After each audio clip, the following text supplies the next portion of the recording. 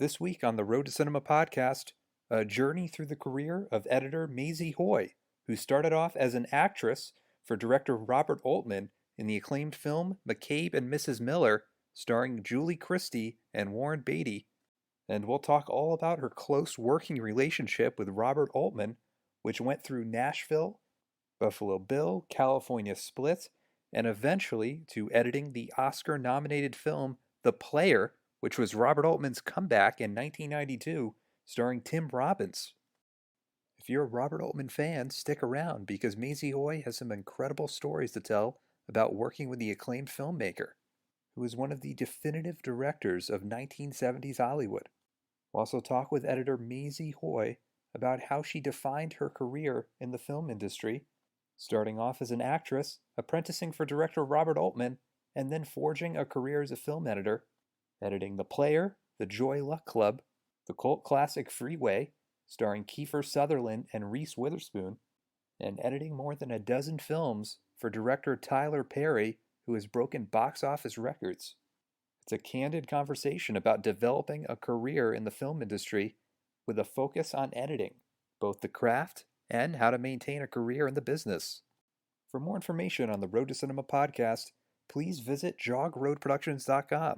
You can subscribe to Jog Road Productions on YouTube to watch some of our Road to Cinema video interviews featuring Don Cheadle, Ewan McGregor, Moon Zappa, and many more.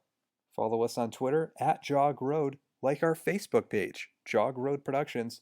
You can follow us on Instagram, Jog Road Productions, and don't forget to write us a nice review on the iTunes podcast page under the Road to Cinema podcast. And now we join editor Maysie Hoy as we begin by discussing her early work as an actress in Robert Altman's acclaimed film McCabe and Mrs. Miller, which featured Julie Christie and Warren Beatty. You started off as an actress, and your career with Robert Altman began on McCabe and Mrs. Miller Yes. way back when.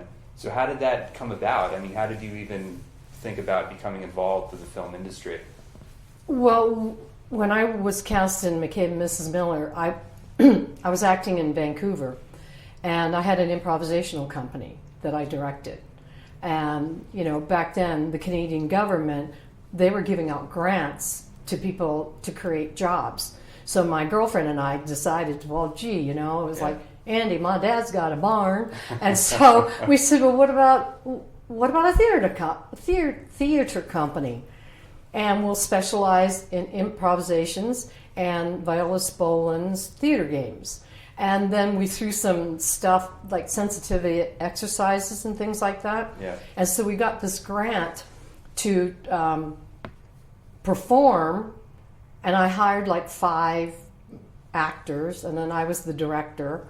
And so we had like lunch at nighttime. We would, do improv theater, and then during the daytime we would go to different schools, like inner city schools, play theater games with them.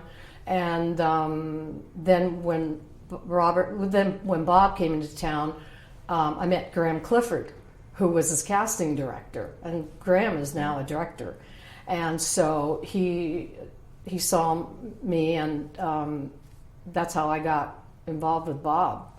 And I didn't know that I got the job, until I walked in to meet him. And there was Bob in his typical self. He's laying on the couch. He goes, I don't get up for horrors.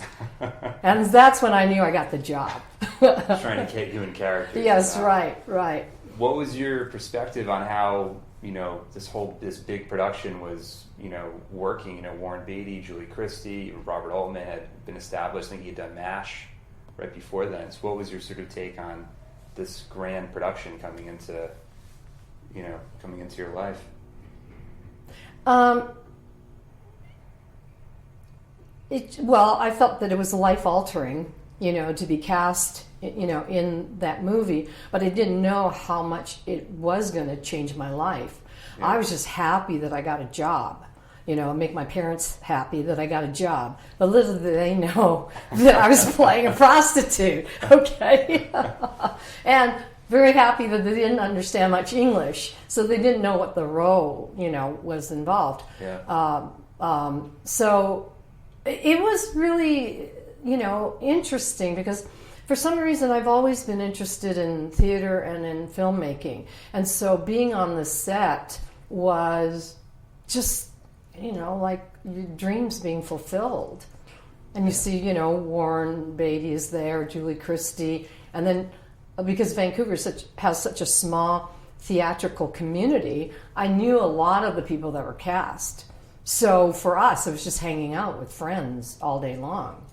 No. Do you remember what your first scene was acting in the movie? Oh, yeah. Well, you've seen the movie, right? Yeah. Okay, you know that scene where we're coming up the hill in the rain? Yeah. And that was the first scene. and we'd go and we went to get wardrobe, and so everybody picked out their wardrobe, the hats and the shoes and stuff. And we had actually period shoes, like, ankle boots that were tied. And so by the time we got done with that scene, we were just soaking wet and just miserable, because that was in September in Vancouver. And once you hit September in Vancouver, into August, into January, it just rains like crazy. So that was the first scene, coming up that hill. And that was the atmosphere of the movie. You were in the snow, yes. You were in the elements, really. Right. And he shot it in sequential order.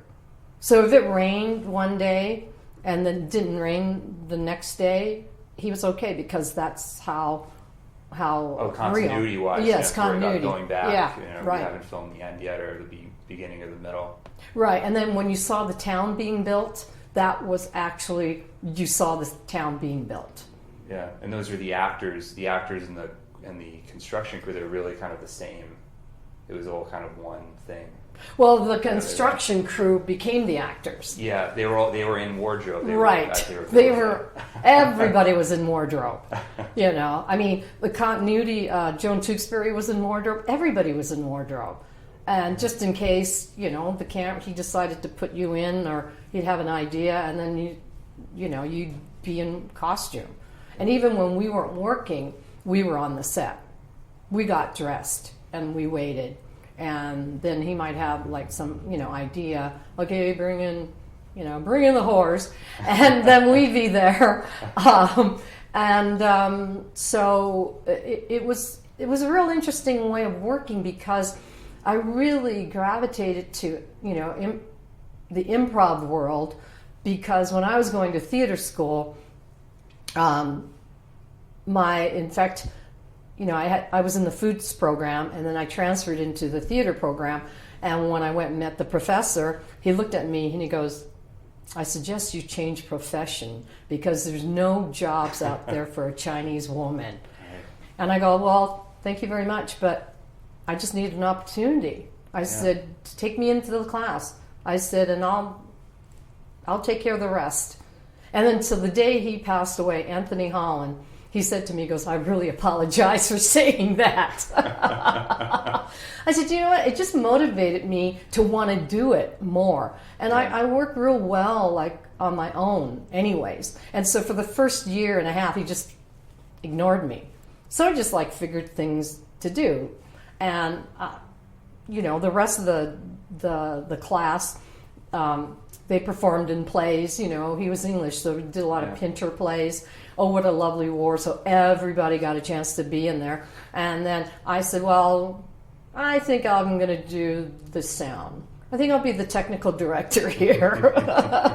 And so that's what I did. So I found little jobs that I could do, mostly because nobody else wanted to do them, And so then when I came down to LA, well, after the show ended, McCabe ended, I continued with my improv company. But then everybody else was getting work, and nobody at that time was hiring any Asian woman. And back then there was no film business. So I said, okay, forget it. I'm going to write to Bob, or I'm going to call him and say that I want to, come down and observe him, before the title of internship ever came about. So I called him, and once again, in Bob's way, he goes, "Do you know how to play poker?" And I go, "Well, I can learn. I said, yeah, kind of. I go, why? He goes, well, just be here on January 13th. Okay, so within like a week and a half, I was gone. And once again, my mom, my dad, they didn't understand English, but they knew, but I was real adamant about, leaving. And so I came down here on my own, and I had a friend that I met in school and in church that was going to the Pasadena Arts Institute. Yeah. So I had a place to stay at least for a week. So then I came down here and I stayed with this friend of mine, and then got involved with working with Bob, and I'd just be on the set and I'd watch what was going on. And then as the shoot went along, I just decided I would just make my own film program. So every day I would spend the day with a different department. So I'd spend the day with Jim Webb and Chris McLaughlin. They were the sound guys. So I'd just sit there and just watch them and kind of watch what they were doing and ask, questions, but keeping it, real minimal. And then the camera department I hung out with. And then once you know it, that the script girl who was pregnant was really having bad morning sickness. And so I made friends with this script. And so he said, so where are you staying? And I go, I don't know, L.A. I said, St. Andrew's Place. He goes, oh, that's on my way home to Glendale. He goes, do you need a ride? I go, yeah, that'd be great. Because I was taking the bus to wherever they were going. They were wow. And in L.A., that's in L.A., right. So anyways, so he came and he picked me up the next... What movie was this, by the way? California Split. California Split, okay. Ellie Gould and George Segal. Right. Wow. And it was a big gambling movie about these two gamblers. Anyways, so Dennis picked me up and he goes, Carol is sick today. He goes, do you know how to hold script? I go, yeah, I did it, when I was in college. Yeah. He goes, okay. So we get on the set, and Alan Rudolph was the second AD. So he went up to Alan, he goes, Alan, Carol's sick, so Maysie says she knows how to hold script. And Alan looked at me, went over, got the script, and gave it to me without asking me. Right? Are you sure you know how to do this?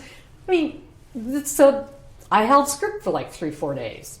So I was like right next to the camera. This was like the most immersive film school you could possibly imagine. Exactly. Yeah. Exactly. And so, I'm sitting there, and of course, the crew had seen me around, and so they were more than happy to help me because, you're sitting there, you're holding script, you need to know, well, first of all, what lens they were using, and then you have to time it, and then continuity. And at one point, Elliot came up to me and goes, so was my collar in or out? I go, gee, what do you think? He goes, I think it was in. I said, okay, I'm probably in.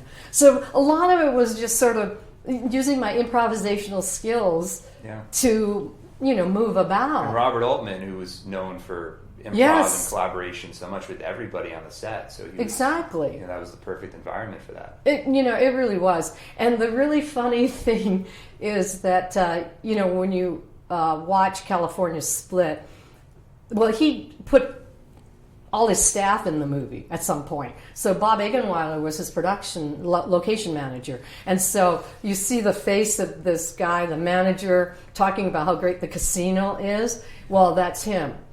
and then the voice of the person taking you through the casino was this droney, barely could read kind of voice. And it was one of the grips. Because he it's that kind of play on reality that he loved.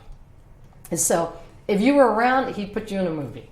Yeah, he loves mixing actors with real people and playing off their personas. Right. I always thought that was really interesting. Yeah. And then, so your career with him really spanned a long period of time. What was sort of the progression after California Split for you in terms of working for him? Well, after California Split came Nashville, I believe. Yeah. Which is a huge production. Huge production. Cast.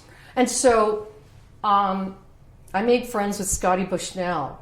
And for some reason, well, I have to backtrack a little bit. Because there was this producer named Scott Bushnell. She was on California Split. So the other thing happened too was because I stayed, I would be on the set every day, and I met a wardrobe man called Huey. Now I can't remember his last name, but he was like a wardrobe man to Fred Astaire, Wow. Bob, oh God, married to Natalie Wood. Robert Wagner. Robert Wagner. Yeah. And so he kind of took a liking to me because we'd stand there in the back, and he had a fedora on, a 3-piece suit, and he would always joke, right? So he would say to me, he goes, okay, you stand right next to me. So when they say wardrobe, you run over there and ask them, what do you need? Because he was in his 70s, right? I figured it out because he wasn't going to be running to the truck.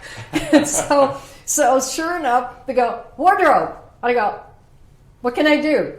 You know, what do you need? He goes, oh, you know, we need to change this and this. You know, go to the honey wagon and get this. Off I'd go, and I'd come back and give it to them. And he'd go, thumbs up, right? And so the woman that was doing the costume at that time was Scotty Bushnell, who later became a producer.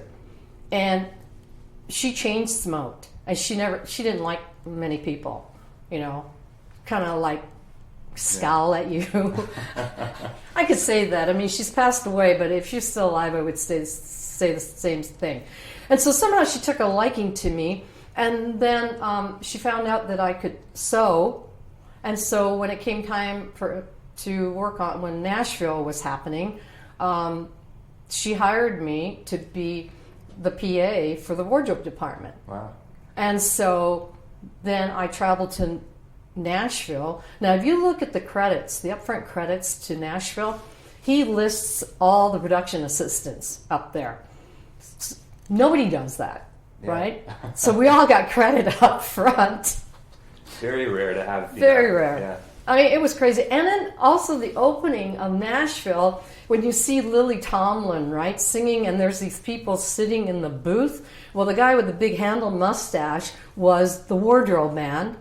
Next to him was the DP's wife, and then the kids were their kids, right? So if you ever worked on any of his shows, it's all like this inside joke, you know, as to who's in it and who's doing what and who's not acting. And so that was Nashville. And then I went with her, and then Alan Heifel was actually the official costume designer. And so the three of us worked in wardrobe. And so I was on the set all the time. And then at the end of the shoot, Scotty had lost patience with some of these actors, you know. Yeah. And then if she was having an issue with them, she wouldn't talk to them. She'd send me over there to talk to them. So you were kind of the go-between. Yeah, right. And so the final scene at the Parthenon, she goes, all right, she goes, those guys are really pissing me off. She goes, okay, I want you to go tell them that if they're not dressed and ready, they're not going to be in this last scene. Okay, so here I go, knock, knock, knock, knock, knock, all the way down, right? And they all put their heads out. I go, okay, Scotty said that if you guys aren't dressed in 5 minutes, you're not going to be in this last scene. Got it? And they go, got it. And then off, everybody got dressed and off they went, right? It was, you know, it was real interesting because in a way it was real empowering because I finally met people that just sort of like, well, here, do this. And then you go off and you do it. And they trusted you. And they trusted you. You. Do it. Yeah. Right. So then after that, Nashville, I hung out with the editors on Nashville, and there's a whole bunch of other crazy stuff that happened there. I mean, it was like Animal House in filmmaking. Yeah, you read about Robert Altman's life during that time, and it was almost like it was this very sort of. I remember he had lived on a house in Malibu, and that's where he edited and did a lot of the pre-production for the films. Well, he did, like, that was later, but during the early days, you see, a lot of people don't know. I mean, they only know the Bob's side of the story. Nobody knows this side of the story where I come from. And so during Nashville, during the finishing editing of Nashville, I was doing research for Buffalo Bill. Yeah, with Paul Newman. With Paul Newman. Yeah. And then Alan Rudolph wrote the script. And so I was doing, research. And every day, like my, desk faced the door, and it was a swinging door. You'd hear these footsteps go running by, and then second pair of footsteps go running by. And one day, I heard the first set of footsteps go by, and I swung the door open, and I hear splash. And I looked around, and here's the editor chasing another editor with a bucket of water. Now, we're dealing with electronics here. So I opened the door. He hit the water hit the door, and it hit him. And he's standing there, and he's soaking wet from head to toe. Right? That was just a typical day. That was a typical day. The Altman world. And then another day, I had two doors. So one was in the hallway, and the other went outside, and then you could come through the kitchen and come. There were a lot of doorways, so you could go in and out. So I'm hearing like clink, clink, clink, clink, clink in front of my door. And for whatever reasons, I went out the back door, came around, and there were all these editors. They were stacking up reels, hoping that if I opened the door, it would all fall on me, right? And I just tapped on them and go, "What are you doing? What are you doing? What are you doing out here?" I go. So that was a typical day. And that's why it was so much fun, to go to work, and in the process you learned so much because you never felt you were, you were, people were teaching you. Yeah, it was a very inclusive environment. You could learn from everybody around you.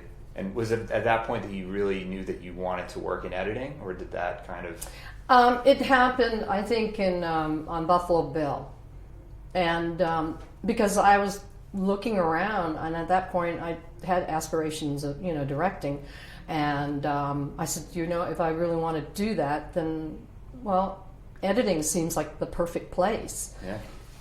Because they were so generous in allowing me to come in and watch them work. And so I just sit there in the corner and just watch the dynamics of what they were doing with the scene and stuff like that. And then backtracking to California Split. So one of my little classes that I made up for myself was I went and talked to Lou Lombardo. Now Lou, I knew through McCabe and Mrs. Miller because he was the editor. And so he was the editor on California Split. And I said to him one day, I said, "Lou, I'd love to come by and see what you do, how you're going to edit this movie." Yeah. And he said to me, he goes, "Okay, be there tomorrow at 8 o'clock. Right, so off I went. I was there at 8 o'clock in the morning. I sat next to him while he was cutting. Now, Lou Lombardo did the Sam Peckinpah's... Oh, The Wild Bunch. The Wild Bunch, where he created the so-called 4-frame cut and all that stuff. And so here I was, once again, working with somebody at the top of their game who'd been in the business for 20 some odd years, and allowing me to sit next to him and kind of asking for my opinion as to, so what do you think of that? Should I do this? Or should I do that? And then so we and then he goes, well, let's ask Bob what he thinks. And of course Bob comes and goes, well, I don't like that. That doesn't work. Why don't you do this, this, and this, right? And so that was the dynamics. I mean, to this day, I'm still very close to those people that I've met when I first came down here. So that was a big family environment. Huge. In Robert Altman's world. Yes. I mean, if we were on location and there was a holiday, like we were in Nashville during the 4th of July, he had this huge 4th of July party for the entire crew. And then when we were doing Buffalo Bill, there was, I think, Labor Day, we were up there, and he had this huge Labor Day party and with beer baseball. And so, everybody wanted you to play baseball with them, beer softball. And so every time you swung and you missed and you had a strike, everybody on your team had to drink a beer. Well, after 3 beers at 10 o'clock in the morning, I went and found Will Smith, the Indian. Yes. Oh, from Cuckoo's Nest. Oh, from One Flew Over the Cuckoo's Yes. Nest. That's so I said to Will, Will, you got to help me out here. I said, I can't drink anymore. Would you mind drinking for me? No problem. And, that. And then, of course, everybody's in the center field. They're all stretched out laying there because they're all, like, drunk, but all having a good time. From reading about Robert Altman's work during that period and even later, he seemed to really just enjoy, the process of being on the set and making the movie, and he was so relaxed in a way. Yes. Where it seems like a lot of directors would be like, okay, I have all this pressure coming down on me, that would be so tense, but he just seemed to be so easygoing and, was willing to have fun. Is that the case most of the time? Yeah, I mean, it was, after a day shoot, like when I was on a wedding, if you were in his office after dailies, then he'd look around, he goes, you guys hungry? He goes, okay, let's go have dinner. And he'd take like 13 or 14 of us out. We never paid anything. Nowadays, you go out with a director for lunch, they're like, oh, I left my wallet at the office. And you're like, right. So he was very, very generous. And he'd have these huge Christmas parties where he invited everybody on in the Malibu colony. Well, he knew everybody, and apparently, Ringo Starr came by one time. Wow. Barbra Streisand came by with John Peters, which he threw them out of the office because John Peters pissed them off because he criticized Nashville or something like that. So he kicked them out. So the other thing that would happen too is that during football season, everybody be like, okay, which team did he bet on? Did it win or did he lose? And so if he lost, then you're like real careful. You don't go into his office like, right? Gauge his mood. Yeah, exactly. But if he won, then it was really great, But he wasn't, he was an avid gambler, really. Yeah, no, I read about that in the, I think the book I read was The Oral History of Robert Altman, where it kind of like goes from different people discussing him, and it's football was his favorite thing. And so then from Buffalo Bill, I think we did 3 women after that. Yeah, 3 women, which was a big hit at Cannes that year, I think. Right. Prize. So I was at that time, living with Scotty in a place in Brentwood, and a Saturday morning, phone rings, and she's on the phone talking to somebody. So I get up, I clean, I go up to the dining room, and I'm having my coffee, and she hangs up. I go, who's that? She goes, that's Bob. He had a dream. We're making a movie called 3 Women. That story is true, that he had this dream. It's true. And Images was the same thing. Really? The movie Images, which nobody can know, it's lost somewhere. It's not lost, it's hidden somewhere because of all this litigation he had. I watched it years and years ago, but I don't think today it's available anywhere. But I had the fortune of watching it, many times, and because he would bring films on location and screen them like, a Friday night or Saturday night. And so Images, same thing. He had a dream, and I think he wrote that script in like a day or 2.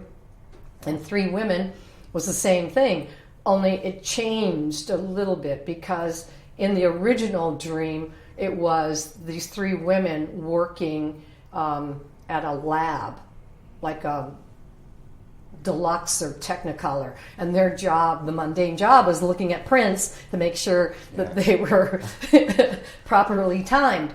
And then from that, then it evolved into being in Palm Springs, taking care of old people. In this spa. Yes. Sort of, Desert Spring. And so I'm walking down the hall one day, and he passes me, and he goes, "You're Doris. You're going to Palm Springs." I go, "Okay." And so next thing I know, I'm in Palm Springs. In a movie, yet again. So... And this was Shelley Duvall and Sissy Spacek. Yeah. We had and Belita Marino. And the 4 of us really bonded real well. And Belita Marino has remained one of my best friends, from the first time I ever met her. So because there's such a camaraderie, and everybody's just so open, and it's like a huge family. I mean, they pick on you and they make fun of you, and you know that if they didn't like you, they wouldn't be making fun of you. So, and that's what happened. And the interesting thing that happened after, so on Buffalo Bill, I was walking down the hallway, and Bob had shot like 1,000,000 feet of film. And I'm telling you, the hallway, from the end of this hallway to the next, maybe another hallway down. Yeah. It was just bins and bins of film.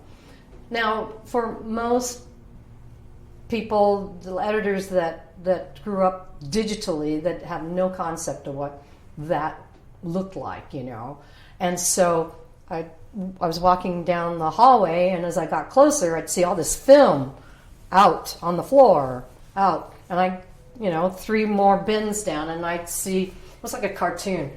It was one of the editors. Half of his body was in the bin, and his feet was almost like sticking out of it, and there's film just flying out, right? So I go up to him, I tap him, I go, "Dennis, what are you doing?" He looked at me, he goes, "I'm looking for 2 frames of picture." And I go, "Well, it looks like you guys need help in reconstituting this stuff." Yeah. And he goes, "Yeah, we need help." I said, "Well, I think I could do this." He goes, "Yeah, I think you could do it." He goes, "But you got to go ask Bob." I'm like, "Oh God." Okay, fine. So I walk across I walk into Bob's office, and at that time, when he was real healthy, he just looked like he was 7 feet tall, because he was very big. Had a real big presence about him. Broad shoulders, and the goatee, and kind of like usually look up with one eyebrow raised. And I said, "Bob, the editors need an apprentice to help them reconstitute the film. I think I can do it." And he looked at me and he goes, "This isn't a film school, And so I said to him, I go, "Well, I know that." I said, "But they still need somebody to help them with the 1,000,000 feet of film that you shot." Yeah. Okay? And so he looked at me, he goes, "Well, if it's okay with the guys, it's okay with me." I said, "It's okay with the guys," and then I ran out as fast as I could before he changed his mind, right? And so that's where I got started, was reconstituting the dailies on Buffalo Bill. And then on 3 Women, I then got into the union. And then I became Dennis's assistant on 3 Women. And so when I was acting, after I finished acting, I would go into the cutting room and help Dennis. Yeah. With well, he was still cutting on the chem. So and that just went on until until they locked the picture, and then when they locked the picture, then I got put into the sound department. So I learned all about sound editing as well. I learned about music, and I learned about mixing on the stage, the kind of dialogue and the kind of phrases you use, to tell your re-recording mixer how you want it to sound. And I became lifelong friends with Richard Portman, who taught me everything about sound. It was interesting on a Robert Altman movie, because supposedly he would mic each individual actor, so he would be able to intercut dialogue, and he became very famous for that. Yes. Because there was so much improvisation on the movies that was part of the process. It had to happen that way. Well, he tried to do that on McCabe, but the sound recorders, well, first of all, he was deaf, which is really funny. Deaf sound recorders. Deaf sound recorders. So one day, one of the actors said to me, he goes, "The guy's deaf." I go, "How do you know?" "Watch." So he called the guy's name like 3 or 4 times. The guy never responded, right? That's scary. So when he got into a lot of trouble, well, even in MASH, because he had people overlapping dialogue, on MASH. And then in Nashville, he kind of perfected that. And here's another funny story. So I'm at the motel in Nashville, and I see the white van production van. I kind of recognized it because it was one of the office vans. And I knew that Dennis and Tony Lombardo, they were driving across country with Jack Cashin and Jim Webb. They were building the 8-track recorder in the back of the van while they were driving across country. And that would be the technology yes. to record right. all the sound for Nashville. Right. So when they came into the parking lot, they opened the door. I swear to God, there was a cloud of smoke that came out. And then there was all these boxes that came flying out. Well, it happened to be one of the guys didn't have a suitcase, so he packed all his clothes in a trim box. And out they wheeled this 8-track, prototype, which he used through his entire career directing. And you're right. Everybody got mic'd. So he never did group ADR, which always sounds fake. And in one of the scenes in Nashville, in the nightclub, there was like a guest executive that showed up. Anyways, so they slapped a mic on him and then put 2 people next to him. And so they recorded their conversation. And Altman was really good at that, like a second unit director, right? He'd go over and he'd give them like bits of things to do, and then they take off and improvise. And that was the background track. And he did that on The Player, same thing. He mic'd the tables. So you got that realism, and you got the ambience, that came along with it. Where typically on a movie you would just have you would plug in background sound, right? Through the actors are talking, and then you would just pick up random generic sound. But he wanted that natural atmosphere in there. Well, yes, and what also was good was when you're working like with extras, because production doesn't want to pay them anything to say anything, so they're mouthing these ridiculous, who knows what they're mouthing. So when you go into loop group, right, now you got to figure out, well, what is he saying? Is he saying, yes, I will do it, or yes, you are a doo-doo head, or whatever? So the realism and the ambience, it was just, once you grow up in the business with that kind of realistic sound and recording and shooting with 2 cameras. So when you go on a show and they go, well, the DP says it's impossible to do it 2 cameras. I go, sorry. I said, wrong. I said, Altman used to do it all the time. I said, one of the reasons why DPs don't want to do it is because the amount of lighting you have to do. You've got to light it almost, both sides. Almost the entire area. Yeah. Right. But then part of that for Bob is you light the whole entire area so that your actors have that freedom of moving about. Yeah. Instead of being stiff. They don't have to worry about hitting stiffed. marks and everything. They can really just be part of the atmosphere, right? Part of the environment. And he had like some of the best people in their craft. I mean, I don't know, the opening shot to Buffalo Bill, that long pan, must be a 5-minute pan. Well, Eddie Coons, we used to call him Steady Eddie because he did that whole thing in one take. I think he did it twice, and then landed on the Old Soldier. Well, the Old Soldier was an extra, and so Bob just gave him the lines to speak the words, right?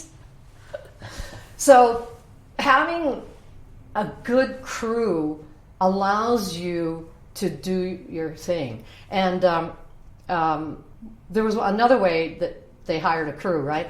So when Tommy Thompson was his producer and first AD, one of the best ever in the business, had to hire a craft service guy for California Split. He goes, how do I know who's good? Okay, let's start from the end of the alphabet. Whose name starts with a Z? I'll hire that guy. So my friend Lynn Zuckerman shows up, right? And he was like an old hippie.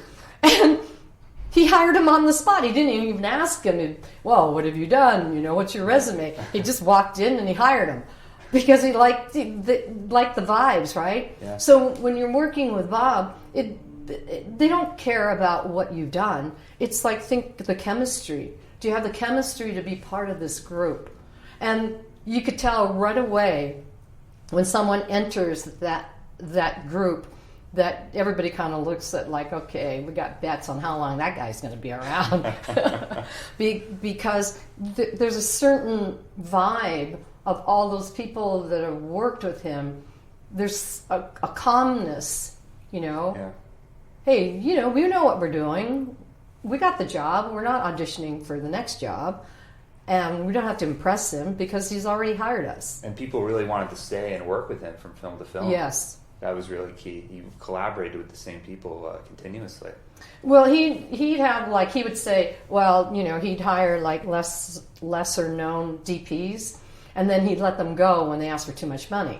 So that's how that, you know, went. So there's a group of people that would do like 3 shows, and then next time they do another show, well, that DP wasn't on it anymore, but he gave them really great opportunity, and from there, those DPs went on and like Vilmish Zsigmond, who Yes. worked with a number of times. It was McCabe. yeah. McCabe was the first one that he did, and then he did Images, and then I think Long Goodbye. Long Goodbye. Yeah, which is beautifully shot. Yes, and that camera never stops moving in that movie. I mean, it just keeps floating, you know, every shot. So there's constant movement, you know, in that movie. Yeah, I remember even the scene between Sterling Hayden and Elliot Gould, Yes. which is outside their house in Malibu, and that it just keeps moving and moving and moving. Yeah. I always wondered maybe that probably was a little difficult to edit because the camera was moving so much on that, but it looks so beautiful. Yeah, I think, I never talked to Lou about, you know, editing of that, you know, show, but it's difficult because you got to find the right timing to get into, if you want to get into close-up of the other person. Yeah. You know, because I've done movies where people have done that. And it's like, oh, okay.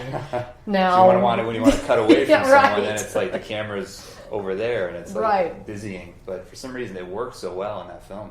well, I think that a lot of time, well, with Bob, he wasn't showing off. It wasn't like, okay, I'm going to do a 360 camera move. Well, now, you know, when you watch, you know, that happen in movies or TV shows, you go, okay, the guy's showing off. You know, because It's kind of a gimmicky thing. A gimmicky Yeah. thing. But with Bob, on 3 Women, he had a gyro. Do you remember that? He had like a wave machine that he shot through. It was like a panel, and there was water. And you put that in front of the camera. Yes. Wow. So he put that in front of it to get a certain feeling. I think when she went into the dream sequences or something. I only remember seeing it in the office that he was playing around with that. Yeah. Yeah, you always love to sort of manipulate the image and make it, especially in those films from Images, Long Goodbye, and 3 Women. You know, the way everything was like you were in a dream. Right. It was very much like a dream type atmosphere. Well, what's interesting was when he found that motel, and then it had a swimming pool in it, and by chance there was a guy painting these images in the bottom of the pool. So that kind of triggered things off in his mind, and so, you know, a lot of things happen serendipitously, you know, for him. But he was so open. He was like, let's Yeah, use let's it. use that. And that Instead becomes of- like a big motif for the Yes. film to have that in there. Right. That imagery. Right. And in Nashville, when the drum majorettes and when Ronnie Blakely comes off her private jet, and then you saw American Airlines go by, that wasn't even, wasn't a setup. It was just happened, you know? And so, and I think you're right. Those things happen for directors who embrace that kind of, you know, coincidences. Then we call it like happy coincidences that happen and makes the film more, you know, realistic. Now, in that sense, how hard is it? How hard is it to edit a Robert Altman film because there's so much improvisation and he's taking in so much? It must be tricky sometimes to sort of, because there could be so many different ways that he's approaching a scene to kind of condense it down and to find. Well, it's interesting because I asked them that one time. I go, okay, so you got 35,000 feet. What do I do with this stuff? And he goes, just pick the good stuff. I go, oh, thanks. Pick the good stuff. So I have to tell you a story about the player, because at that time I had moved up to being an editor, and of course Scotty found out that, because I kept in touch with her, she called me up. She goes, look, there's this one scene, the opening of the museum, and we've got some issues with the footage. And when are you going to be available? And I says, well, I'm finishing, this one movie. So what do you need? And she goes, well, I want you to talk to Bob, and I want you to come and, talk to him and talk to him about the footage. So then Bob gets on the phone and he goes, oh, I hear you're, editing now. He goes, I had second unit shoot the actors coming in, and for some reason we got the back of their heads. And we got we could see some of it. He goes, I want you to come and watch the dailies. So I go down to Santa Monica, and I'm in a screening room by myself, right? And all the time I'm watching it, he had shot 35,000 feet of dailies. Okay, now we're talking film. So, it's going regular speed. Yeah. 10 minutes a reel, I don't know, that'd be like 3.5 hours worth of film. I sat and watched. So as we're watching it, I kept saying to myself, I go, I know what's going to happen. That when I walk out of the theater, he's going to ask me what I think or how to solve this problem, right? I go, and I'm talking to myself. I go, what am I going to say to him? I don't know. So anyways, I finish it. Sure enough, I walk outside and he's right there. I go, so what do you think? What should I do with this? And I go, well, how about you treat it like E.T.? You have like an announcer in doing a voiceover, and then all the good footage, you just have them announce all these actors, and then you put a banner and pretend it was Entertainment Tonight. He pauses for a beat, and he goes, Scotty, I've got this great idea how to fix the museum footage. We're going to treat it like E.T. I go, okay, great. Whew. Got out of that one. So, but you see, when you're working with someone who trusts you and allows you to trust your intuition, you work that. I find I work a lot better than a director who micromanages you. Yeah, who's hovering over you the whole time while you're trying to put together a cut. Right. Yeah. And then at some point, I know other editors, the same thing happens. You go, okay, fine, you tell me where to cut. And I did that one time with a director, right? He was sitting next to me, he goes, okay, so trims here, and then cut here, and then trim there. I said, okay. He goes, all right, cut here. Fine. Cut here, and cut here. Put it together, and he goes, well, that's awful. I go, then why did you tell me to cut here and here and here? I said, you want me to make it smooth, right? He goes, yeah. Yes. So sit back. And that happened on, when I did Freeway, talking about, completely, it's become a cult film now. That's Reese Witherspoon and yes. Kiefer Sutherland. Yes. And Matthew Bright, he was a character, and we got along, really, really well. I don't know. I could tell you stories that about Matthew that in this day and age, if I was a different person, yeah. I looked at him one day because he was drawing pornographic cartoons on my chalkboard. I go, Matthew, I said, if I was any other type of woman, I'd sue your ass for sexual harassment. And he'd laugh, right? And we'd all have a big chuckle. Yeah. And so, but on that show, once again, after they finished shooting, he'd sit and he'd tell me where to cut. And so I used to have a rubber chicken in my cutting room to do the really bad cuts. I did. It would be hanging from the ceiling. And so at that point, he goes, I want you to cut here, here, here, and here. I go, I'm not doing it. I said, that has got to be the worst cut. I said, it'll jar me out of my seat. No, it won't. I want you to do it. I go, okay, fine. So I grabbed the rubber chicken, and I gave him the rubber chicken, right? I go, here, you make the rubber chicken, make this cut. Because I'm not going to be responsible for that cut, okay? So he took the rubber chicken claw and then pressed, cut, and then took it up, put it back up on the ceiling, and he looked at it, he goes, yeah, that's pretty bad. He goes, okay, so this is how it works, right? He goes, I just lay there, I take a nap, I tell you what to do, and then you do it, and then I wake up from my nap. I go, yeah, that's it.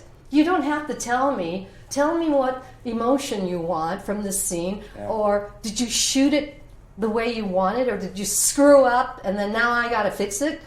And so that was the kind of relationship, we had. And so the first time I met him on the set, Danny Halstead was the producer. And he goes, I want you to sit there and I want you to come out and watch dailies with him. He's not watching the dailies at lunch. I go, okay. So they're shooting in September. Hot, really hot. San Fernando, rundown motel. Yeah. So I go out there and I see Matt. And I said, hey, Danny wants me to sit at lunch and watch dailies with you. And he goes, I know what I have. I don't want to watch it. I go, please, can we just go and watch the dailies? So we go into this little motel room. I'm sure there were fleas around. Anyways, it was like real dirty. So I sat on the edge of the bed, and he said to me, he goes, the reason why I don't watch dailies is because at lunch I take a nap. I said, okay, whatever. I said, you do whatever you need to do. I'll sit here and watch dailies. So I'm sitting there watching dailies with the production designer, right? Sure enough, 2 minutes into it, there's like snoring up a storm. And so finished watching dailies. I wake him up. I go, Matt, I said, it's time to go back to work. And he goes, great. He goes, you know what? Do you know what watching dailies is like? Because I'd rather be masturbating than watching my own dailies. I know what I have. I go, okay. So now we're walking out of the motel. And here comes Danny Halstead. He's coming towards me, right? Matthew just takes a beeline. He's back on the set. So how did it go? I said, well, this is what he said. He said he'd rather be masturbating than watching his own dailies. Okay. And he just walked away and shook his head. And so from that point on, Matthew and I got along really, really well. I would say that my relationship with him is like one of the most honest relationships. Because he would call me up and he goes, so what does it look like? I go, well, because I screwed up, didn't I? And I go, yeah, you really did. I said, what were you thinking? You put the camera here and did this? And he goes, okay, I'll do better.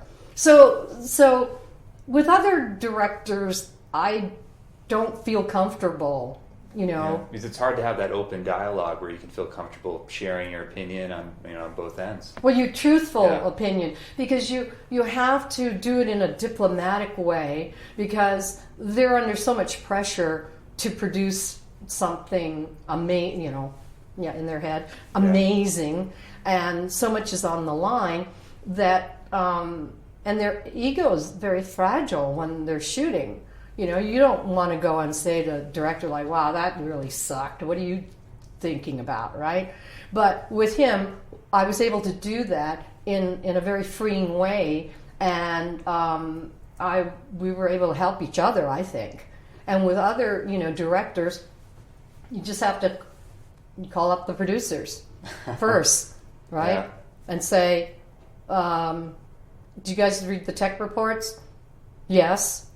There's something out of focus, right? I go, yeah, there's something out of focus. I think you need to go and tell the director that. Okay, fine. So then later on you develop a relationship with the director, because sometimes he doesn't believe that the producers are telling him the truth. They're telling him anything. Yeah. And I've gotten that phone call one time, like, director asking me about a shot. Why is it that shot's out of focus? He goes, what about take 2? I go, it's out of focus too. Why didn't anybody tell me this? And I go, well, your producers and production managers, everybody gets the tech reports. Yeah. And I was told not to tell you any of this. So you hear him going, and he's screaming. Now he's calling all the producers in, hangs up. And I said, you know what? I don't know why they did that. I said, but I'm not, in my head, I'm not taking the fall for what you guys are. Why are you protecting him? He needs to know, so that they can go back and fix it. Because I said, there's no way that I'm not going to say anything, because if I'm watching the dailies and something weird is happening, I have to tell him, because I don't want him coming into my cutting room when he's sitting next to me going, that's out of focus, why didn't you tell me? Yeah. I don't ever want that conversation, so that it has to be... It's so hard to navigate the politics around everybody's position on the movie. You have to. I think that one of my mentors, Danny Green, he said, you know what we do, cutting the movie, that's the easy part. He goes, the politics is the hard part, is that you got to know going onto a show where everybody is. What their agendas are and everything. What their agenda is. And so that you know how to work. Yeah, you have to know how to work it. You have to know how to navigate, better word, navigate through all of the, traps. Because sometimes you think somebody's on your side and then you see something that happens and you go, okay, now I kind of get where that person's coming from. And I tell, my assistants that all the time. And then a lot of times they get like, oh, boy, that guy really ticks me off. I go, you know what? Patience. Because it's all going to happen. Yeah. It's going to happen. It's all going to fall down around them. So I'm not going to worry about it. And it has, people that play games, trying to pit you against somebody. No. We don't do that. No, it's a tough area to navigate, especially when the director is so coddled and he's not being told, the truth about what's going on. Right. And at the end of the day, you're not doing him a favor. It's the same thing as like raising kids. You're not doing them a favor by not disciplining them. You want to be their best friend? No, that's not going to happen. You're the parent. And so I kind of look at it that way, as well, is that, being an editor, you're a leader in your department. People look up to you, and, you have to lead by example. Is that I stand up, if anybody yells at my crew, and that's happened on a couple of occasions where a producer has called up my assistant and yelled at them for not getting their dailies before the other person. And I got on the phone one time and I go, you know what? That's not okay, because I don't talk to my assistant that way. I said, you're going to get your dailies. I said, I don't know why you didn't get yours first. I said, now we know, so you will get yours first. But there's no way I'm going to put up with you talking to my assistant like that. Next thing you know, she calls and apologizes, to the assistant. And I think that's really important, loyalty in the cutting room. If I stand up for you as an assistant, then I would expect you to be loyal to me and watch my back and take care of the cutting room so that nothing falls through the cracks before we have a screening, And so I value that a lot. Oh, definitely. I think that's vital to, there's just so many, everybody has an ego, as you were mentioning, one producer gets the footage before the other, they assume, oh, I'm second tier now. Exactly. Exactly. Well, I was curious about how you got involved editing The Player, because I believe that was the first film where you were fully credited as an editor. Is that right? Actually, There Goes My Baby was the second. Okay. That was the first one.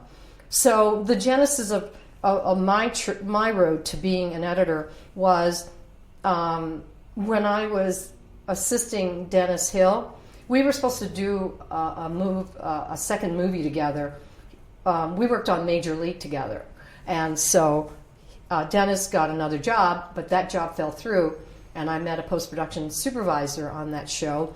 And, I went to her office, gave her the list of, what we needed in the cutting room. I was just sort of doing my job, helping her out. And she really, really appreciated that, because then her friend Danny Green called her up and said, I'm looking for an assistant because I'm doing a fix-it job.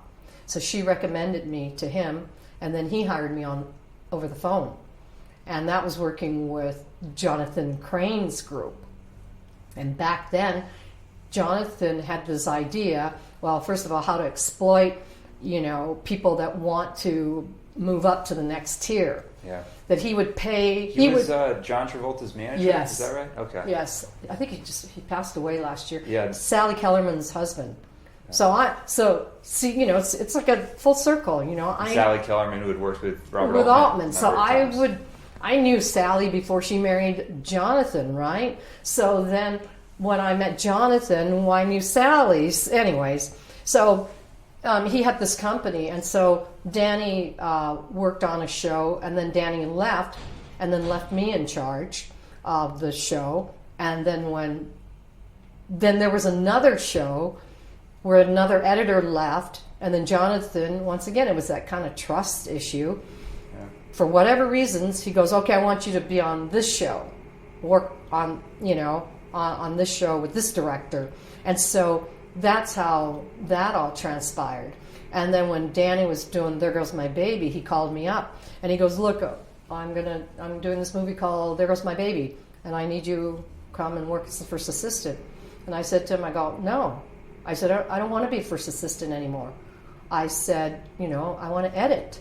And he goes, well, this director's noted for hiring a second editor once he finishes shooting. And I said to Danny, I go, you have to promise me that. I said, if you don't promise me that and that doesn't happen, I said, I'm going to quit, okay? And he goes, don't worry, darling. He was real low school. Don't worry, darling. He goes, everything's going to be fine. He goes, oh, and by the way, he wants you to train his girlfriend to be the apprentice. Click. Great. So we're sitting in dailies, and there's a protocol that happens when you're in any situation where there's a director and producer. Is that if a producer or director asks the assistant what they think, you have to defer back to the editor, And so this is what was happening. The director, Floyd Mutrix, for some reason would ask me what I thought was the best take. When we were watching dailies, he'd be sitting behind me. And I go, then I look at Danny. I go, so Danny, what do you think? And Danny goes, no, go ahead, tell him. And so after that happened, I went outside and I said to Danny, I said, I really feel uncomfortable, doing this. I said, is it all right for me to express my opinion about what I think? He goes, yeah, don't worry about it. Go ahead.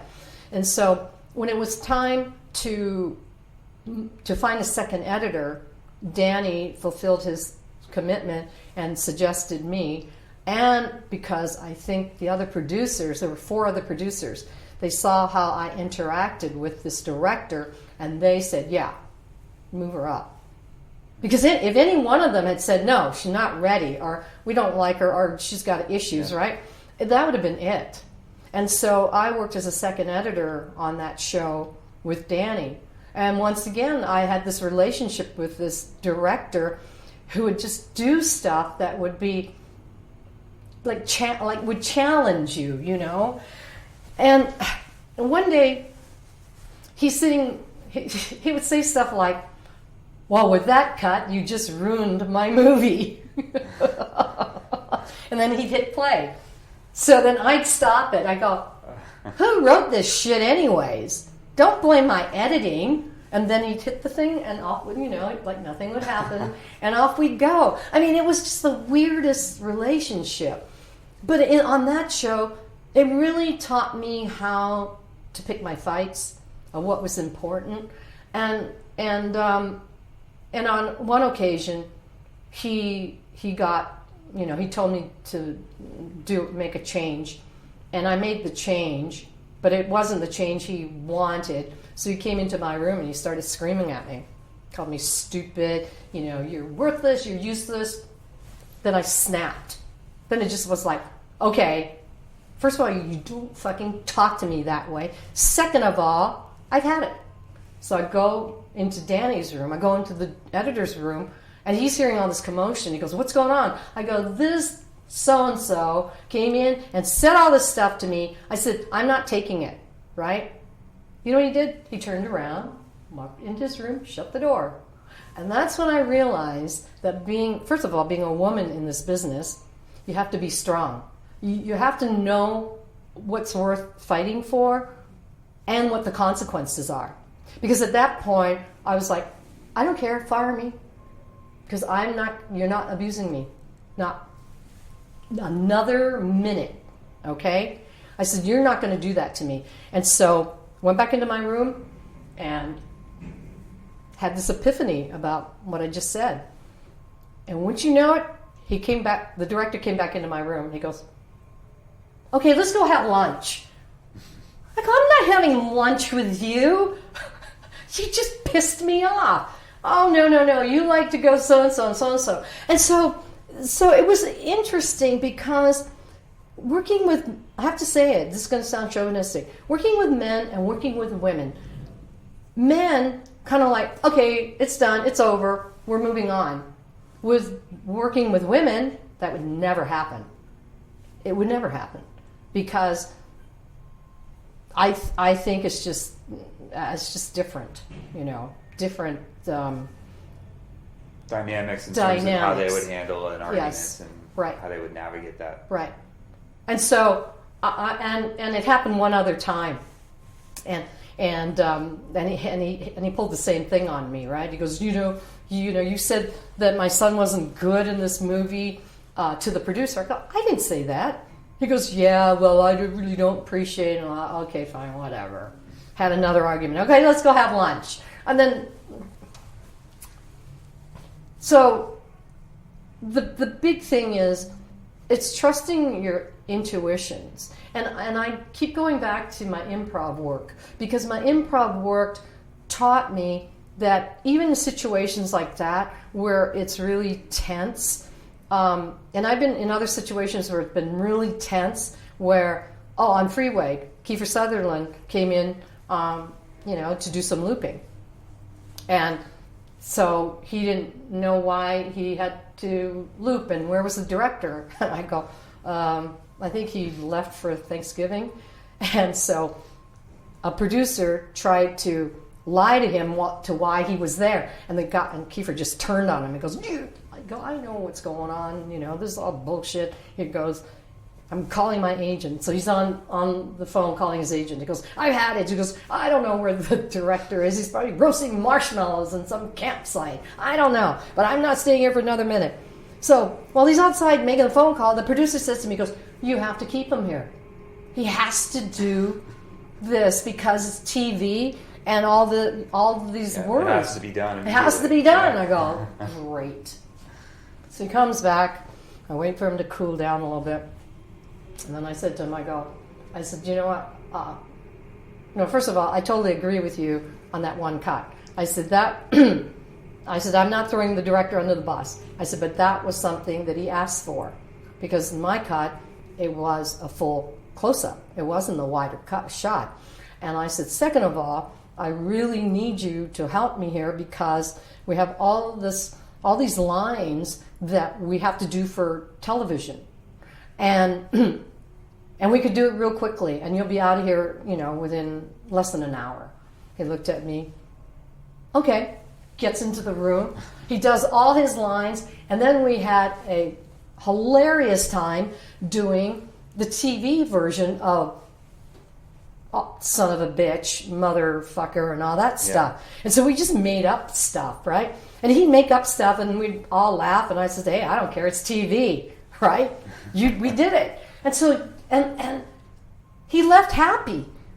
We had a good time. Then after he left, post-production supervisor said to me, how did you do that? I go, do what? He goes, get him to stay. I said, well, I had to wait till he calmed down. I wasn't going to go in and ask him while he was on the phone screaming at his agent, you know, and how pissed off he was, right? And so, you know, that's sort of feeling things out and knowing kind of where people are at, you know, before you venture. And then sometimes it just isn't worth it. Sometimes you go, hey, I tried. The guy wouldn't do it. You know, and that's happened But that's important, though, to be able to read those situations in this business. I mean, that's what really can get you to the next level. Yeah, I mean, I really believe that. I mean, I know editors who are really good at their craft, but their social skills are, you know, they're in a dark room all day long. You know, they don't relate well, and so I try to hear everybody's, you know, side of the story.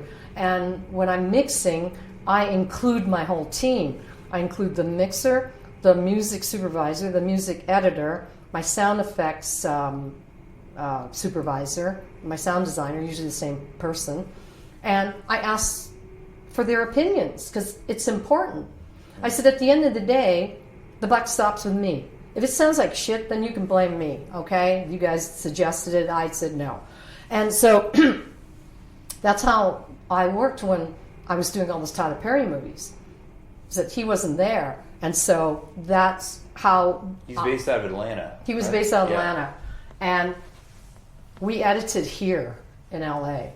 So it was a perfect relationship. So you just sort of email him cuts along the way, or? Yeah. Well, we didn't even email him that. We would, we'd send him the DVD, but really lots of security stuff. And then a lot of times he wouldn't even want that. He'd like come out for my cut, and then he'd give me notes, and then I'd make, you know, take the notes. Then he'd fly off, and then maybe come back one more time to look at the cut. And then there was one time he said, well, how long is the movie? I go, 108 minutes. He goes, okay, get it down to 100. I go, really? He goes, yeah, get down to 8. Get 8 minutes out of here. I go, okay. And so I would take out the stuff that I didn't like, right?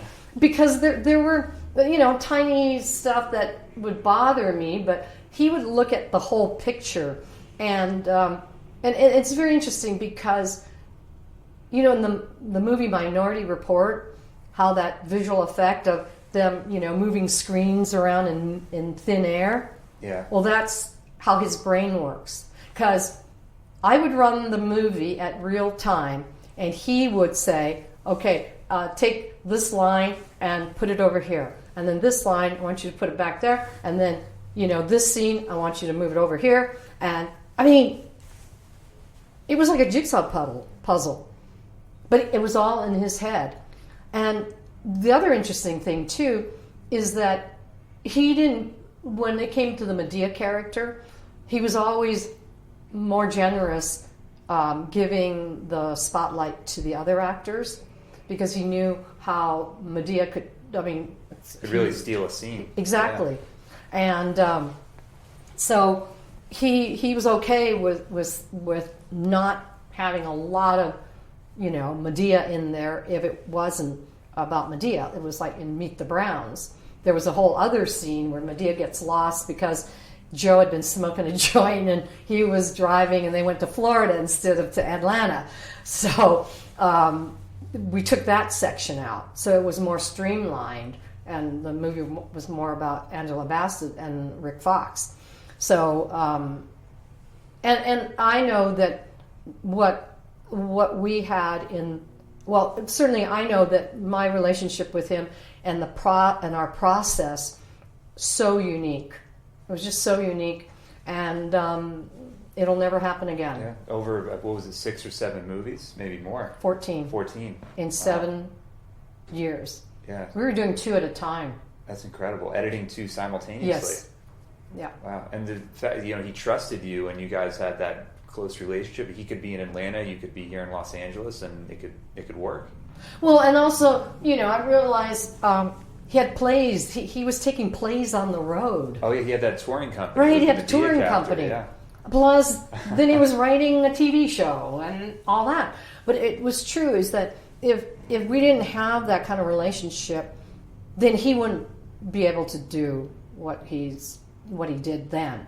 Now he's got it more confined because he has all his TV shows that he's shooting in his studio that he directs and he writes, and so he's able to go downstairs, into the dungeon. It's the dungeon to see the cuts before he starts his day. And those editors start their day at 6 a.m. And it's all union show, and they're off by 3. So he hires at least 350 union workers. Wow. The IA. I mean, it's massive. Yeah, he has an empire. I mean, it's incredible what he's built up there. Yeah. But I wanted to go back to The Player just because it's interesting in terms of Robert Altman's career as well, because I think that was sort of a comeback movie for him. He had made a lot of movies in the 80s. Right. Secret Honor and a lot of television movies, but this was like his big comeback, like maybe his biggest film since Nashville. Yeah. So how did it come about that you were working with him again on that? Well, that was after, that was from the scene at the museum, because Scotty called me and said, he shot this museum thing and he doesn't know how to put it together. So there was another editor on that show, and she was cutting the main, she was cutting the beginning of the movie, and then I worked about a month on that one scene. And so then I took the movie from that point to the end of the movie. So, in the middle, we met. Yeah. And so that's how I started editing. And the interesting thing is that, it was a bittersweet experience and ending. So it was a great opportunity. But at the end, he wouldn't give me an upfront credit because I asked him for it. I said, I worked on it. I thought I was going to just be here for like 6 weeks. I've been here for 3.5 months. I said, I cut half of this movie, and I'd like to see if you'd give me an upfront credit. Because he'd done it with the other guys. He'd done it with his other editors. And so I thought, well, if he did it with those guys, and, he knows me, then he would give it to me. Yeah. Well, that was really naive of me because, hey, it's a man's world. So he said, well, no, I can't do that. I can't do that because it'll take away from the other editors' work. And I go, okay. And that really hurt me. I mean, it hurt me emotionally, and it hurt my career because even in looking for an agent... How are you credited... at the end of the day, how did the credit come by? It was at the end, it was at the back end of the movie. So at the very, very end with the scrolling credits. Yes, it was one of the first edits. I mean, one of the first credits after the DGA. Okay. No, it was after the DGA. After the DGA. Then I got mine right there. So it wasn't even. It was like the third or fourth card. So I kind of made sure that that's where it was, and that's the difference in getting nominated for an Academy Award. Because she went on to get nominated for an Academy Award, and my work wasn't recognized because my credit was at the back end. Such a bizarre rule. Very bizarre. Yes. Was there any way to fight it at the time, or no? No, because he'd all. It's interesting because somebody said to me when The Player got nominated for Best Editing, a friend of mine called up because you got to get your name up there. You got to fight. You got to do this. I go. No, I'm not going to do that. I said, it's done. I said, because one day I'm going to need Bob. I'm going to need him, okay? And I'm not going to, it's already done. It's a bridge under the water. I don't care anymore, And so I was out of work for a whole year. And I finally got an agent, but all the agents that I would call up would ask me, so what part of it did you cut? I want to be a smart ass. I could have said, hey, the good parts, what other parts? And I said, Well, I cut the second half. You know, the swimming pool where Richard Grant and Dean Stockwell was pitching the story to Tim Robbins. That was a scene that I cut, and I thought that got, you know, the biggest laughs, but that didn't matter at the end of the day. And so I finally got a job on a movie, and it paid below. It paid like what you would get as an apprentice, but I didn't care because it would say that I would get an upfront credit, all the stuff that I wanted, and I didn't get on the player. So as things worked out, I, you know, cut the movie, and the producers came in and looked at my cut, and I got this really bad feeling, right? And I said to my assistant, I says, you know, I have this really bad feeling I'm going to get fired. He goes, oh no, you're just nervous because it's the first time you've shown him. I go, no. I said, I'm telling you, I'm getting it right here in my heart that I'm getting fired. So January 4th comes along, and we go back to work, and I'm working away. Production manager comes in. He's got this look on his face. He goes, we're letting you go. I said, well, I kind of knew that. He goes, well, how did you know? I go, I just had a feeling. I said, and you're hiring the trailer editor as the editor? Well, how did you know that? I go, because he probably recut the whole show, didn't he? And he goes, yeah, as a matter of fact, he did. I go, I'm out of here. So I go home, and the director's pretending like, oh, I didn't know what happened. Bullshit. So I go home, and my husband is watching, I think it was football at that time. And I go home and I go, you know what? I haven't worked in a whole year. Where the hell am I going to get another job? And he was a gaffer. So he's in the business, right? Yeah. And so he said, you know, all this means is something bigger and better is going to come your way. And just like in the movie, the telephone overlapped. It was the Joy Luck Club. I swear I'm not making this stuff up. And so Patrick Markey, the producer, calls me, and he goes, hi, this is so-and-so and so-and-so. We need an editor for this movie. And he goes, are you available? And I go, yes. I start laughing. He goes, well, what's so funny? I said, well, I just got fired about an hour ago. And there's this pause. He goes, what happened? He goes, well, I showed them my cut, and they didn't like it, so they fired me. And so he goes, well, that's editing 101. Everybody knows that the editor's cut is always long. He goes, well, then are you available to fly up here to meet Wayne Wang? And so I flew up to meet Wayne, and the rest is... Yeah. I mean, that was one of the biggest selling books, and it became a huge hit, that movie. And then the people at Disney called Altman. And I called Altman's office. I go, Jim, I said, the people at Disney are calling Bob about this movie that I'm up for. Oh, as a reference. Yes, as a reference. Yeah. Wow. And so I said, can you let him know? And he goes, oh, no, he's already on the phone talking to them. I go, what's he saying? He goes, oh, he's singing your praises. I go, perfect. You see what I'm saying? That I knew that I would need his recommendation one day. I didn't know when, and I didn't know... I mean, I didn't know when. So you knew that wasn't the fight worth fighting for on the player. That it was better wasn't. To step back there. Yeah.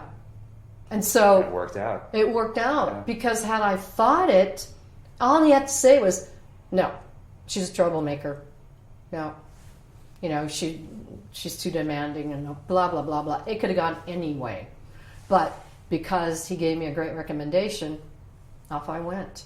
You know, another life, altering moment.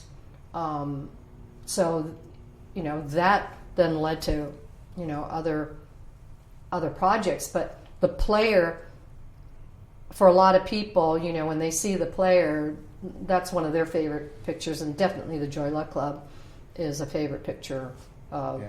I got to interview Ron Bass a while back. Who worked on the screenplay. Yeah, I worked with Ron. Yeah, he worked with Amy on it. Yeah, they collaborated on the script there. Right. I was curious, looking at your career and looking at how you work. Has your process changed to now? Do you feel like you work differently now as opposed to when you first started? No, I think the process is still the same. I could work, they shoot out of sequential order, but my process is still the same. I have to find the beginning of the scene before I go and dive into it. Though sometimes, if I'm really stuck on a scene, I think about what my friend Danny told me. Yeah. I said, "What happens when you get stuck and you don't know what to do?" And he goes, "You do the dummy cut." I go, "What's that?" He goes, "You just fuck around until you find something, until it happens." And sometimes, I do that. But the process is the same. I watch the dailies, and I'm looking for specific things. And you were asking about how difficult it was to work with Bob, with all the, improvising. Yeah. There's so many different ways you could put it right. together. So many different options. But once again, I went back to my improv background, is that I just kind of know intuitively what I think is funny. Hopefully everybody else would think it's funny. And so that's how I work. And also working with Tyler, because he'll do one take, two takes with the real dialogue. And then this is where the genius happens too, is that he'll sit back and then he'll pick up on something that's really funny that's happening, and then the second time he'll start throwing lines out. And they get funnier and funnier and funnier. And especially people like David Mann, who plays Mr. Brown, that's worked with him for 17 years. They've been on tour forever, yeah. Right? He picks it up, he hears what he's saying, then he embellishes it, okay? And then as he's embellishing it, then Tyler's thinking up another funny line and just constantly throwing this back and forth. So there is like another movie in all those scenes that could go anyway, right? Yeah. But I think that I realize that once he's got it, then he stops. So usually, I don't know, I just pick the stuff that I think is the funniest. And I've sat next to him on a show, the Single Moms Club, where Wendy McCullough is describing this woman that she's like this wall. So she's going on about the wall, and everybody's like, okay, everybody's just sort of like, okay, what is she doing? And then the more she talks, the deeper she's like putting herself in the hole, like a big black wall. And so Tyler listens, like sees what she's doing, then he throws stuff. So it's like a wall with graffiti on it. And so I'm sitting next to him, and then once he's done, like he'll look at me and he goes, "That's pretty funny, right?" Like a whisper, because that's funny. And I'll, "That's really great." And I says, I know, yeah, I could use that. That's really funny. And so that's the barometer as well when I'm on set with him. I mean, when I was working with him, I'd go there for the first week and sit next to him and kind of watch and kind of, if he needs advice as to what to do, or more than anything, I was sort of like the go-to person, because a lot of times people were afraid to bother him on the set. And I told him that, especially when it came to stuff that's out of focus. I said, people are afraid of you. He goes, "Well, why?" I go, "Well, because I don't want to bother you." And he goes, "Well, it's because I have so many things on my mind, I can't have people interrupting me." And so I said, "Okay, fine." And then people would come to me and ask me stuff. And then I would be like the go-between. And I'd say to him, I go, "Okay, so so-and-so wants to know if it's okay to do so-and-so." And he goes, "Yeah." And then he'd look at me like, "Why are you even asking me that question?" hey, you're the boss. Yeah. Well, that's Okay. good. I mean, you achieve that type of success too. I mean, people just become fearful of you. You know, they don't want to say anything. You know, and Right. for someone in Tyler Perry's position, Right. you know, they look at him as this intimidating figure. Well, exactly, and so I think that when I was working with him, I realized that we stick as close to the script as possible. But if somebody improvises a line that has the same intent, but it's funny, of course I'm going to use that funny line. Yeah. Well, I just thought to wrap everything up and to sort of encapsulate, you know, what your career has been. You know, what sticks in your mind as, you know, one of the happiest moments where maybe you've been in front of a scene or watched a movie and you've said, "Wow, this really works. This has really come together." I think the Joy Luck Club. You know, because I never allowed myself to get emotional over it, because I mean, maybe in the quiet, you know, but when I'm by myself, if I'm watching a scene and I'm tearing up and crying, then I know that it's working. I mean, even like working with Dolly Parton, you know, I'll sit there and I'll watch it, and if it's tearing me up, then I know it's working. But I don't show that in front of other people in an audience, because I think to myself, it goes, "Wow, that's egotistical. She's crying over her own work," you know. So I think that was, you know, one of the happiest times, and definitely working with Dolly Parton, one of the best times. Not to downplay working with Bob. That was a whole other happiness, Animal House time. But working with Dolly, she's such an iconic figure and just a kind person and very considerate. And her whole team, Sam Heskell and Hudson Hickman and Stephen Herrick, the director, who's like an amazing, you know, director. And I interviewed that job over the phone, and he hired me over the phone, just talking, because we had a rapport going. But I think meeting Dolly and having her say that she liked what I was doing, because it was, you know, we were putting her life story out there.